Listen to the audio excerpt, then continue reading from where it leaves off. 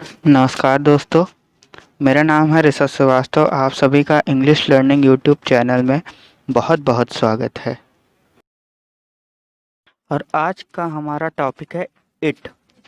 बहुत ही simple topic माना जाता है। इसके 4 कॉन्सेप्ट के बारे में मैं आपको इस वीडियो लेक्चर में बताऊंगा और मुझे पूरी उम्मीद है आपको ये बात जानकर हैरानी होगी कि इट को किन अलग अलग तरीक़ों से सेंटेंस में प्रयोग किया जाता है। 4 कॉन्सेप्ट आपके सामने हैं, एक के बाद एक मैं आपको बताने वाला हूं। तो सबसे पहले बात करते हैं कॉन्सेप्ट नंबर 1 की। कॉन्सेप्ट नंबर 1 जो कि बहुत ही इजी कॉन्सेप्ट है। जब भी किसी वाक्य में यह या ये का सेंस आता है तो इट या दिस का प्रयोग किया जा सकता है। निर्जीव के साथ इट का प्रयोग और सजीव और निर्जीव दोनों के साथ दिस का प्रयोग किया जाता है। एग्जाम्पल देखिए आपके सामने है, बहुत ही सिंपल एग्जाम्पल है। जैसे पहला है, यह एक पेंसिल है। यह एक पेंसिल है। पेंसिल एक निर्जीव वस्तु है। आप दिस या इट दोनों में से किसी का भी प्रयोग कर सकते हैं और आप कह सकते हैं दिस इज अ पेंसिल या आप कह सकते हैं it is a pencil. Next sentence देखते हैं। यह नफरत है। नफरत, ये जो वर्ड है हर्ट यानी हर्ट इंग्लिश में, ये एक अब्स्ट्रैक्ट नाउन है। इसे निर्जीव की कैटेगरी में माना जाता है। यहाँ दिस या इट दोनों का प्रयोग आप कर सकते हैं। दिस इज हार्ट या आप कह सकते हैं इट इज हार्ट। नेक्स्ट है, यह मोहन है। मोहन चूंकि एक सजीव है, एक व्यक्ति का नाम है, इसलिए इट का प्रयोग करना यहाँ पर ठीक नहीं है, इसलिए दिस का प्रयोग यहाँ पर करना चाहिए। तो आप कहेंगे दिस इज मोहन। नेक्स्ट है, यह कौन है। Who is this. अगला देखिए, यह क्या है। तो आप कह सकते हैं व्हाट इज दिस या आप कह सकते हैं व्हाट इज इट। अब बात करेंगे कॉन्सेप्ट नंबर 2 की। इट का प्रयोग सब्जेक्ट की तरह और no sentence can start with any day. ये एक इम्पॉर्टेंट पॉइंट है। किसी भी वाक्य की शुरुआत दिन यानी डे से नहीं हो सकती। जैसे मैं कहूँ आज रविवार है तो अक्सर हम कह देते हैं टुडे इज संडे, पर ये गलत है। टुडे डे, टुडे मतलब आज।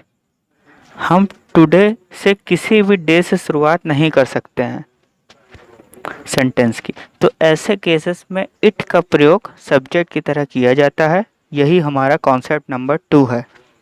सेंटेंस हो जाएगा इट इज संडे टुडे। यह एक करेक्ट सेंटेंस है। कल छुट्टी है।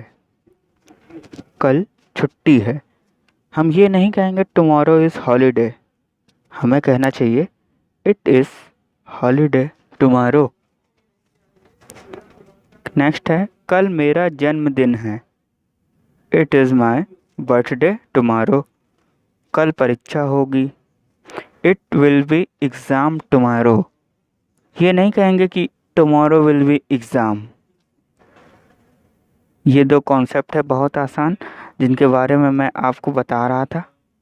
अब एक थर्ड कॉन्सेप्ट मैं रखता हूँ। ये एक इंटरेस्टिंग कॉन्सेप्ट है। ये कॉन्सेप्ट इट का बहुत इम्पॉर्टेंट है। इट का प्रयोग सब्जेक्ट की तरह। इट एज अ सब्जेक्ट जब सेंटेंस में ही समय हो चुका है या हो गया है, आप हैज़ बीन का प्रयोग करेंगे। समय हो चुका था या समय हो गया था तो आप हैड बीन का प्रयोग करेंगे। और इट का प्रयोग तो मैंने आपको बताया सब्जेक्ट की तरह, तो आप करेंगे ही। सेंटेंस देखिए, 4 दिन हो गए हैं, यानी समय हो चुका है, तो आप हैज़ बीन का प्रयोग करेंगे। इट का प्रयोग सब्जेक्ट की तरह करेंगे तो क्या हो जाएगा, इट हैज़ बीन 4 days। 8 साल हो चुके हैं। It has been 8 years। कई साल हो चुके हैं। It has been many years। अब बात करते हैं इतना समय किसे लगा है, मतलब समय तो हुआ है, हमने बात की, समय हो चुका है, लेकिन किसे लगा है इतना समय? मुझे तो टू मी, उसे तो टू हिम, तुम्हें तो टू यू, उन्हें तो टू देम, हमें तो टू अस, राम को तो टू राम। एग्जाम्पल से आपको समझ आ जाएगा, परेशान ना हुई। एग्जाम्पल है, मुझे 4 दिन हो गए हैं। मुझे 4 दिन हो गए हैं। पहले मैंने आपको बताया 4 दिन हो गए हैं, तो मैंने कहा इट हैज़ बीन 4 डेज। अब मैं कह रहा हूँ मुझे 4 दिन हो गए हैं, तो क्या हो जाएगा? It has been 4 days to me. Next है, मोहन को 8 साल हो गए हैं। It has been 8 years to Mohan. उसको 8 साल हो चुके थे। अगर मैं कहता 8 साल हो चुके थे, तो मैं कहता इट हैड बीन 8 ईयर्स।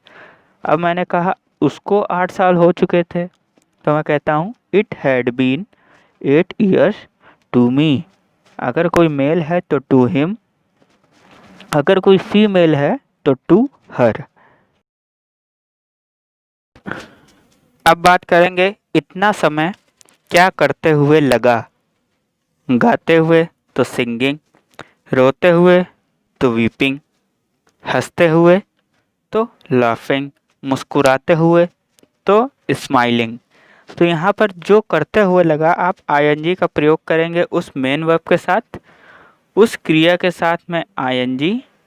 और अगर मैं कहूँ इतना समय क्या बीते हुए लगा, गए हुए तो हैविंग गॉन, देखे हुए हैविंग सीन, मिले हुए तो हैविंग मेट। और इसी तरह से कुछ भी कहूँ मैं तो आप हैविंग का प्रयोग करेंगे। एग्जाम्पल आपके सामने है, मुझे गाते हुए 2 दिन हो गए हैं। It has been 2 days to me singing. और अगर मैं कहूँ मुझे गाए हुए 2 दिन हो गए हैं, तो देखिए सेंटेंस में फ़र्क है। यानी 2 दिन पहले गाया मैंने, 2 दिन से मैं गाया नहीं हूँ। मुझे गाए हुए 2 दिन हो गए हैं। It has been 2 days to me having song. यही बात पिछली स्लाइड में मैंने आपको बताई थी। गाते हुए के लिए सिंगिंग, और गाए हुए जो बीत चुका, बीते हुए तो हैविंग। और वर्ब की थर्ड फॉर्म क्रिया है गाना, और गाने को कहते हैं सिंग। सिंग की थर्ड फॉर्म संग। बहुत ही इंपॉर्टेंट कॉन्सेप्ट है ये। अब बात करते हैं कॉन्सेप्ट नंबर 4 की, वह है समय लगना। जब किसी वाक्य में सेंटेंस इस तरह के होंगे समय लगने से रिलेटेड, अभी देखिए आगे आपके सेंटेंस आएंगे, लेकिन फिलहाल आप ये जान लें कि इट का प्रयोग होगा सब्जेक्ट की तरह, जैसा कि हर बार करते आ रहे हैं। और वर्ब यानी क्रिया टेक होगी। समय लगना में क्रिया होगी टेक। अब टेक की कौन सी फॉर्म लगेगी, ये तो इस बात पर निर्भर करेगा कि वो सेंटेंस किस टेंस में बना हुआ है। और टेंस के बारे में मैं ऑलरेडी आपको सेपरेट वीडियो लेक्चर में एक एक टेंस समझाया है। अब सेंटेंस में आते हैं।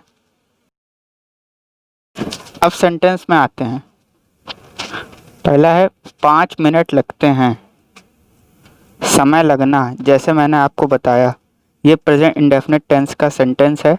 आप बनाते हैं सब्जेक्ट की तरह, आपको इट का प्रयोग करना है। और उसके बाद मैंने बताया वर्ब है आपकी टेक, और यहाँ पर एस का प्रयोग होगा क्योंकि ये प्रेजेंट इंडेफिनिट टेंस का सेंटेंस है। सेंटेंस हो जाएगा इट टेक्स 5 मिनट्स। नेक्स्ट है 5 मिनट लगे। ये पास्ट इंडेफिनिट टेंस का सेंटेंस है, तो यहाँ पर आप कहेंगे इट टुक 5 मिनट्स, क्योंकि टेक की सेकंड फॉर्म टुक का प्रयोग होगा, जैसा कि पास्ट इंडेफिनिट टेंस में आपको बताया था होता है। 5 मिनट लगेंगे, it will take 5 minutes. Will का प्रयोग होगा, फ्यूचर इंडेफिनिट टेंस का सेंटेंस है क्योंकि। मुझे 5 मिनट लगते हैं, तो देखिए आप किस तरह से बोल सकते हैं, इट टेक 5 मिनट्स, यानी मैं लेता हूँ 5 मिनट। या आप कह सकते हैं it takes 5 minutes to me. 5 minute लगते हैं किसे, मुझे। या आप इसको इस तरह से भी कह सकते हैं, it takes me 5 minutes. Next देखिए, मुझे पढ़ने में 10 मिनट लगते हैं। I take 10 minutes to read. या आप कह सकते हैं, it takes me 10 minutes to read. तो जैसे जैसे आप प्रैक्टिस करते हैं, देखिए सारा गेम प्रैक्टिस का है। कॉन्सेप्ट आपके सामने है, मैंने आपको कॉन्सेप्ट बताए। पहले कॉन्सेप्ट में मैंने आपको इट और दिस का बताया। मैंने आपको बताया इट का प्रयोग निर्जीव के साथ, दिस का प्रयोग सजीव और निर्जीव दोनों के साथ। लेकिन साथ ही साथ मैंने बताया इट का प्रयोग किया जाता है सजीव के साथ। दूसरे कॉन्सेप्ट में मैंने आपको बताया कि किसी भी दिन की शुरुआत अगर डे से हो रही हो तो आप इट का प्रयोग एज अ सब्जेक्ट करिए, डे से मत करिए सेंटेंस की शुरुआत। उसके बाद मैंने आपको 2 इम्पॉर्टेंट कॉन्सेप्ट बताए, कॉन्सेप्ट 3 और कॉन्सेप्ट 4।